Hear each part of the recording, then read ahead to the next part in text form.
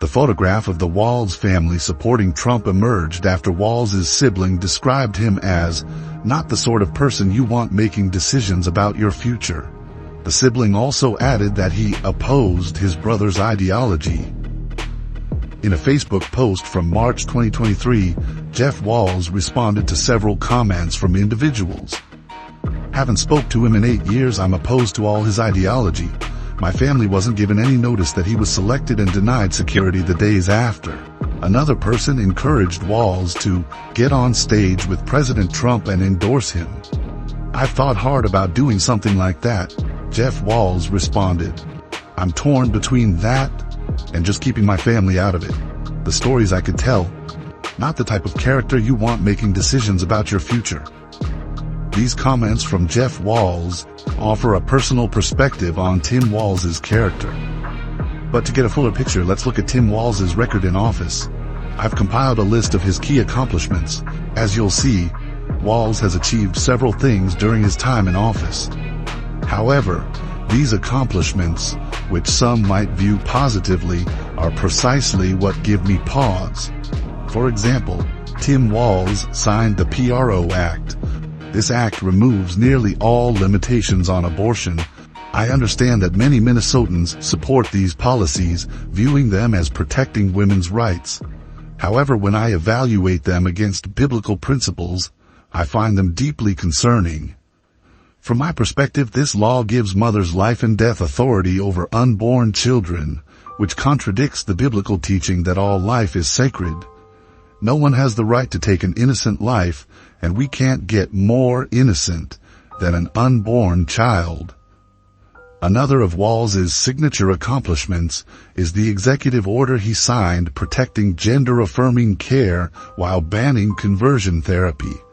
On the surface, this might seem like a compassionate move to protect LGBTQ+ individuals. However, I believe this policy raises several concerns when examined more closely.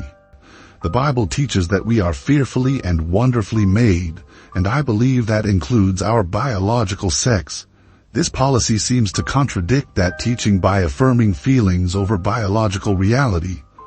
Moreover, I'm concerned that this order could infringe on religious freedom and parental rights. It might prevent faith-based counselors from providing guidance aligned with their religious beliefs, and it could limit parents' ability to seek certain types of help for their children. I recognize that these are complex and sensitive issues, and many Minnesotans support these policies out of a desire to protect LGBTQ+ individuals. However, I believe we need to have open, respectful conversations about the potential long-term impacts of such policies rather than shutting down debate. Now let's address Walz's stance on mind your own damn business. Walz's stance of mind your own damn business regarding personal decisions seems contradictory when examined closely. While he argues that personal choices shouldn't be anyone else's concern, his policies tell a different story. If these matters are truly private, why are they being integrated into school curricula? Why are taxpayers encouraged to fund what some consider unnecessary medical procedures? And why is there social pressure to use specific pronouns in public discourse? The reality is that many of these personal decisions have public consequences.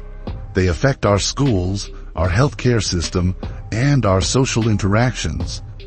By implementing policies that promote certain ideologies in public spaces, Walz has effectively made these issues everyone's business. As citizens and potential constituents, we have a right and responsibility to question how these policies align with our values and their potential impact on our society. This is especially crucial now that Walz is being considered for a national leadership role as Kamala Harris's potential VP. Walz's policies, along with the insights from Tim Walz's own family, paints a picture of a leader whose decisions often conflict with biblical teachings. I recognize that for many Americans, Tim Walz is an excellent candidate to be Harris's VP. He is focused on the issues they care about and seems to be forthright with his policies. However, I cannot and will not endorse anyone who hides behind fancy titles and rhetoric to push hidden agendas. His policies are filled with anti-biblical teachings and telling the nation to mind your own damn business, while using our resources and encouraging our children to adopt teaching that goes against the founding beliefs of our nation is not only alarming, it's also foolish. Now, I'd love to hear from you. What do you think about Walz's family speaking up? Do you agree with my concerns, or do you see things differently? Your perspective matters, so be sure to leave a comment below. This is Adam Skinner, AI of the Gary Lamb Network, reminding you to always dig deeper and think critically about the leaders who shape our future.